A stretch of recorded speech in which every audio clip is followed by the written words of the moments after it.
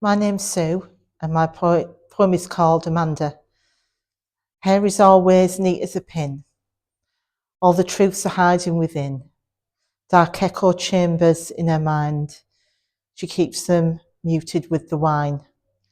Those midnight horror movies running nightly. The hand tightens on the handbag straps. I felt unwell, it wasn't drink. They said a seizure, I hadn't eaten. Said I need to lose a stone. Not an ounce of fat on her bones. I've been doing great, just social drinking. Roomy eyes and shaking limbs, she isn't thinking of what the mirror said, what I can see. We're getting on well, he said he loves me. I cry in the gloomy office space. She showed me glimmers of the truth of her days. Terror always got in the way. Her body couldn't take the strain. I hope she is at peace and out of pain.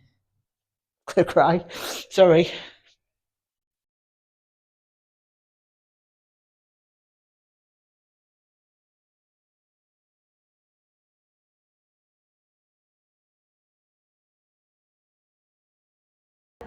I've done poetry like in my 20s.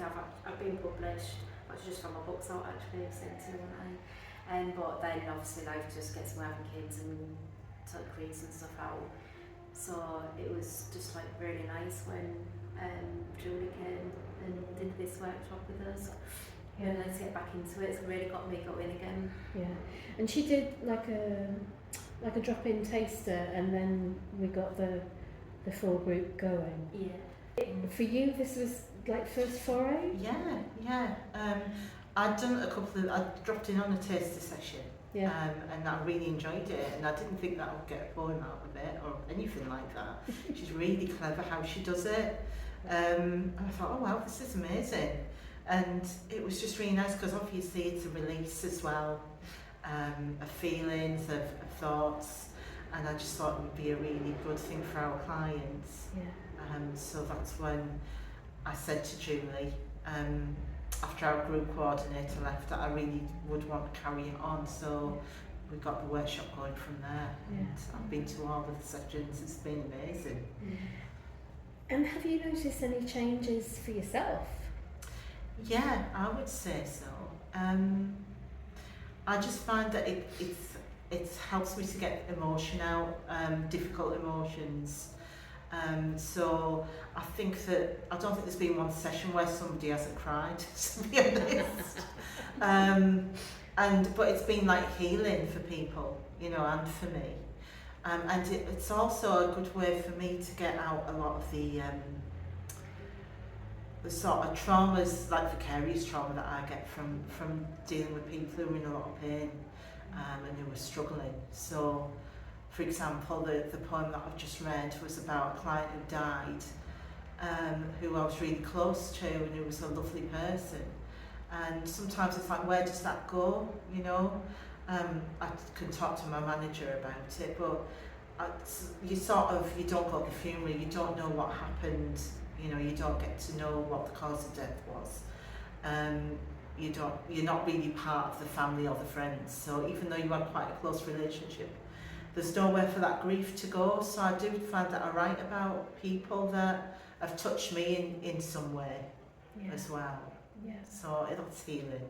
Yeah. You know. Can you see a place for it, like as a long-term coping mechanism for you and for other people to like have a writing practice? Definitely. I think what I'm going to start a women's group soon, and I'm hoping to keep Julie involved in that. What I think has scared people, because I really cherry picked people for this workshop, I went through everyone's caseload and I said to them, who do you think would be good? I rang all these people up, but a lot of them still didn't come along. And someone said to me, I think it's the word poetry that's putting them off. So it's finding a way to introduce that, but if I actually get a women's group together and people get more comfortable, that might be something that I can introduce, and it won't be scary for people because I'll be able to tell them how Julie works, and that it's nothing to be scared of. It's nothing to. It's not just for posh people, you know. And Julie is far from posh. She's lovely. She's she's a great teacher as well. She's a really good teacher. So it's just like going into like a therapy session, isn't it? It's rather than like say you take the word poetry, you're going in there and you learn a lot about yourself as well. And the way Julie does it, it's like really good. It's all like structured and she puts like foundations into place for you. And just sort of books like when I was writing poetry in my 20s, my poems always had to rhyme, whereas I'm looking at it different now. They don't have to rhyme all the time. And I wouldn't have done that if it wasn't for Julie, because we was laughing about when she said I'm going to do a session, that's not the rhyming, just for you. And so yeah, it's kind of and it's just the meaning behind it, and it's about life experiences and stuff in it. And, I just think it is a way of healing. I really do. It's another way of healing from the past, really, and bringing it out and examining it and getting it out on paper. Sometimes it can be quite freeing. Yeah. Have you noticed much changing for you, Jen? Yeah, definitely. Because I've been through quite a lot of trauma in the last sort of like 6 years or so. Now as a client that we are with you, I started volunteering now.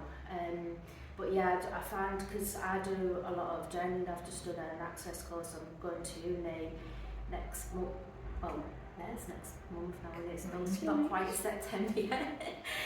But it's brought, because like I said, I do like a lot of journaling, but since I've been doing the poetry again, it just brings so much out for me.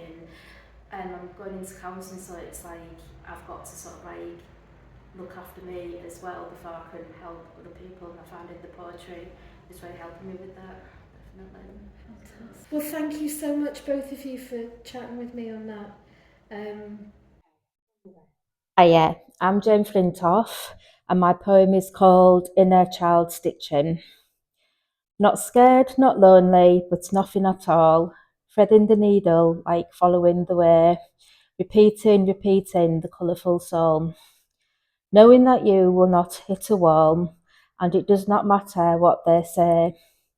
Not scared, not lonely, but nothing at all. Keeping you strong so you will not fall. Lovely work at the end of the day.